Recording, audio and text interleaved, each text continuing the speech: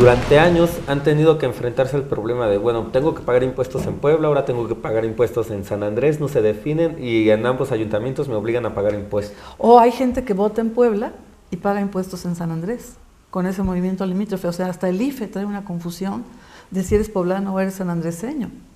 Y todo esto es de una gran irresponsabilidad política, porque finalmente ¿a quién estás afectando? A tus ciudadanos. Se ha manoseado el tema en el Congreso, ha ido y venido, primero lo ganó Puebla, luego lo ganó San Andrés, y finalmente quedó en una zona de nadie que convino mucho a los intereses de los grandes fraccionadores y de los políticos que estaban en el ajo de los negocios inmobiliarios.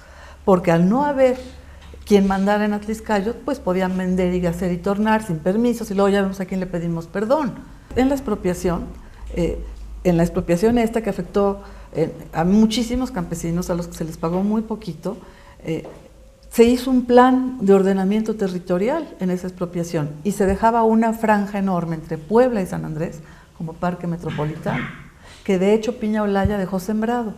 Sembró toda una franja en donde ahorita está Angelópolis y llegaba hasta donde está el Parque del Arte y llegaba del lado donde está ahorita el Hospital Puebla. Ese era el parque metropolitano y estuvo pensado desde la expropiación para hacer una barrera natural entre Puebla y San Andrés. Todavía no estaba el lío de los límites. Y era bosque. Y entonces la idea era, se estaba construyendo, Piña empezó a sembrar, él de hecho no recibió la reserva, la recibió Manuel Bartlett, pero empezó a sembrar ahí y marcó dónde estaba el parque metropolitano. Cuando Bartlett entra, toma la decisión de partir el parque metropolitano y de reubicar 50 hectáreas, no todo lo que cortó, pero 50 hectáreas, en donde ahora está el TEC y Valle Fantástico. Y lo toma de una manera que yo hasta la fecha sigo sin entender. A mí me parecía una buena idea que estuviera ese cinturón.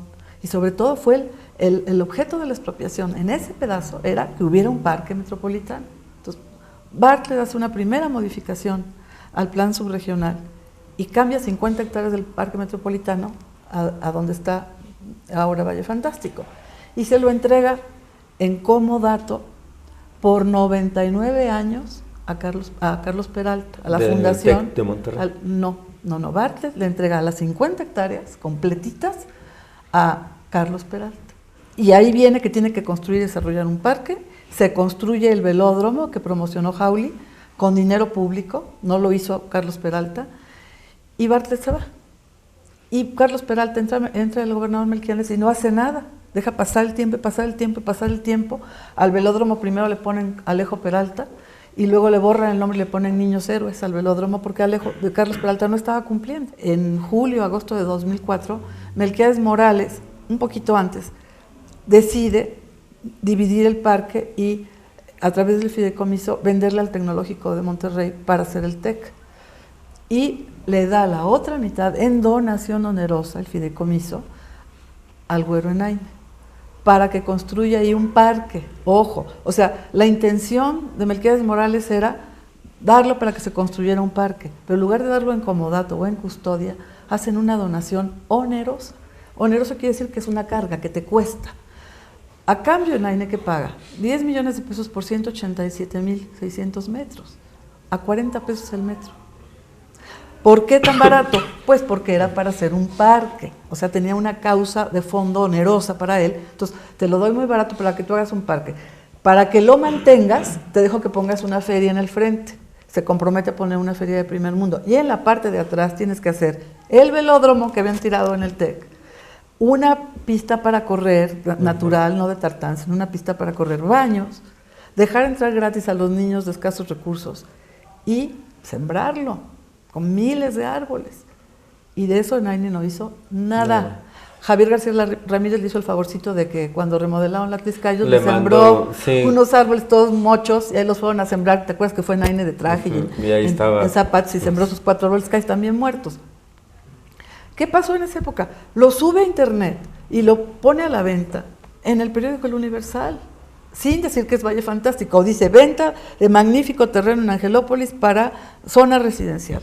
Y lo oferta en $40 el metro.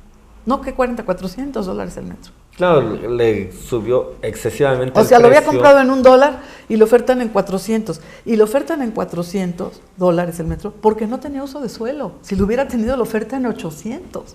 Entonces, te dan un parque, un espacio para desarrollar un parque y de repente ya lo estás vendiendo.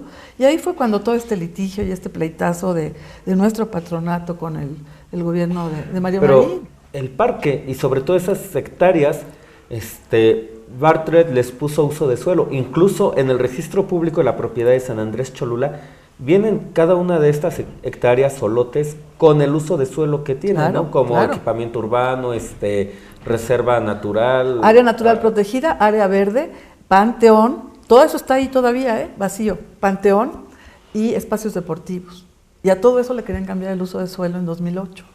Y el parque donde está Valle Fantástico es equipamiento urbano y área verde, ¿no? No, es área verde. Área verde. Ni siquiera está así, está como parque metropolitano, porque es el movimiento que hizo Bartlett de acá para acá.